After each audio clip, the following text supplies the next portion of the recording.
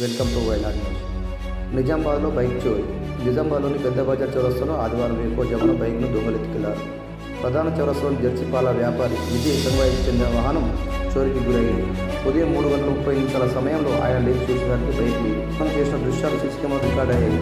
బాధిత పోలీసులు ఫిర్యాదు చేయడంతో వారు కేసు నమోదు చేసి ధైర్యం చెప్పారు.